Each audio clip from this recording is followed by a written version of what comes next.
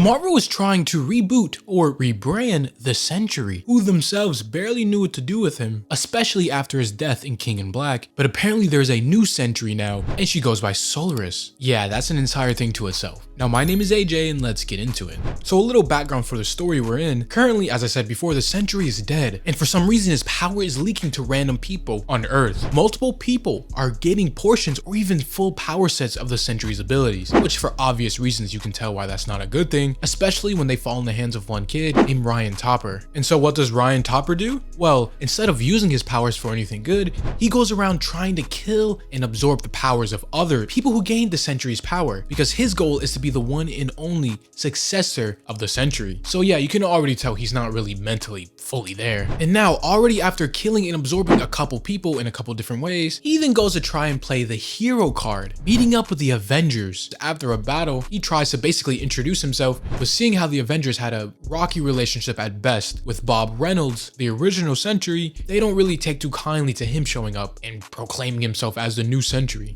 So with Scarlet Witch immediately going to use her chaos magic to try and get a glimpse into his past, Ryan tweaks out, saying, "Don't you dare use magic on me," putting everybody on edge. And so he then turns to leave, but the Avengers aren't done with him and still want answers, so they try to follow him. But it seems Ryan, even with a non-complete power set of the Sentry, is still too powerful and fast to catch, even for the likes of Captain Marvel and Iron Man. Moving on, we pick up in a flashback months ago, in a station under New York City, where we see a almost demonic skull being come out and shoot beams of energy at 6 different people. And keep this in mind because this becomes very important later, but just know that these individual 6 people go on to harbor the Sentry's power. Cutting back over the present day, we see a woman named Mallory. Now again, keep her in mind because she becomes really important later on, probably the main focus of this comic and the Sentry as a whole moving forward. But she too got a portion of the Sentry's powers, but can now walk, fly, or any of the other powers the Sentry had. But unlike Ryan, she tries to use her powers for good,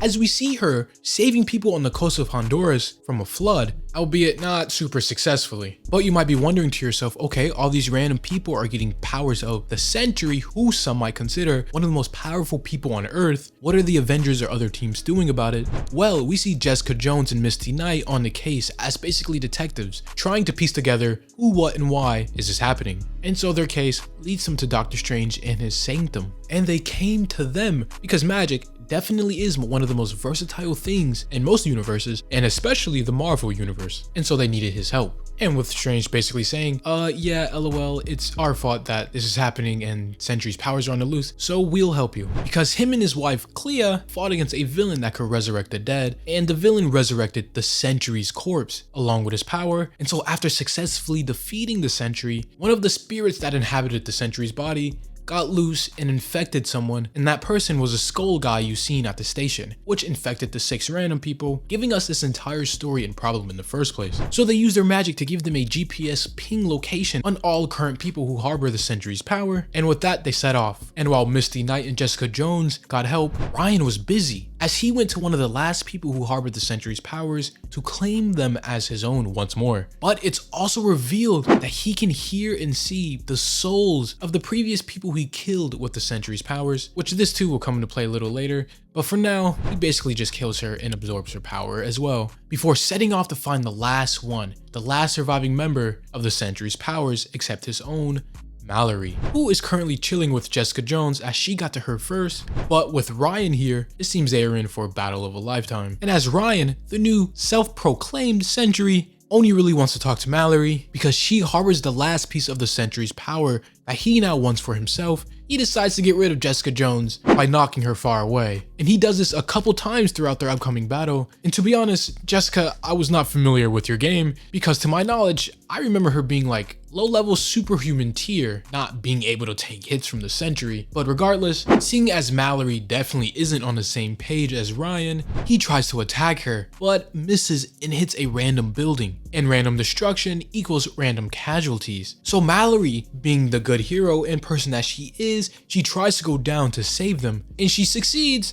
before being blindsided by Ryan again. But before he can lay another finger on Mallory, again, Jessica Jones tries to put this new Sentry in a chokehold, which hey, she might be out of her league here, but confidence is key, am I right? But confidence doesn't mean a whole lot when you're going against someone as powerful as Ryan is here, as he eventually gets them both down on the ground and out, slamming them into the concrete. And as they are both down for the count at the second, Mallory tries to talk and reason with him, saying you need to stop. This isn't what the real Sentry would do. Because I actually did some research on her predecessor, and I know there were times when even he was influenced by something evil, the Void. And even then he tried to be a good hero. And side note for a second, I just realized too, out of all the people who gained the powers of the Sentry, none of them really showed any characteristics or signs of the Void. But can you imagine if they did? Imagine 6 different Void entities just letting loose on Earth. And if you remember what just one Void did to the Avengers and other heroes, 6 would be absolutely insane. But back to the story, we hear Ryan, in his own twisted sense of morality, saying he's doing what is necessary for the greater good, and how the world doesn't need people like her who can't handle the powers. And as he continues to monologue and yap, like a lot of villains tend to do, Mallory takes the time to shoot a beam of energy at him, knocking him away. And as Mallory takes to the sky to try and continue their fight, Ryan starts going crazy, hearing the voices of the previous people he's killed with the Sentry's power. And he's not alone, as Mallory can hear it too, finally understanding what he did with killing them and trying to absorb their powers. But it seems it is all futile, as he effortlessly gets rid of Jessica Jones and has Mallory by the neck. But it turns out she wanted this to happen, for him to get close so she can touch him. And as she does, she enters the mind space of him and all the other people he's killed with the Sentry's powers. And using this newfound connection, she manifests their minds and spirits basically into new bodies, creating a team of 5 separate Sentry hosts, which in concept, this kind of reminds me of the Shazam family and what Billy Baxton can do with sharing his powers. But with the team now having the numbers advantage, they decide to jump him. But unfortunately, Ryan is just more experienced with his powers and actually holds off a 1v5. But as he flexes his powers, he causes collateral damage. But with the power of friendship and teamwork, the team is able to finally stand up to him, blasting him altogether, and instead of hurting him, they drain him. And all the pent-up power of the Sentry that was inside of Ryan gets absorbed into Mallory, along with the hosts and spirits of the 4 other people. So with Ryan depowered and the other hosts gone, it literally leaves just Mallory with assumingly the last bit of the Sentry's powers. And as the authorities finally arrive, they arrest Ryan. And even though she has the power and world at her fingertips, Mallory turns herself in. And you might be asking, well, how do you jail someone as powerful as a Sentry or someone with the powers of the Sentry? Well, it's really just a power dampening collar. And little side rant, I don't know if it's been fully explained somewhere or even fleshed out, but how do power dampeners even control and dampen powers universally? As you would think someone with the powers and abilities of the Sentry who can warp reality and molecules to his liking, his powers wouldn't just be subsided from an average power dampening collar. But moving over to the facility where they've taken her, it is revealed that instead of jailing her,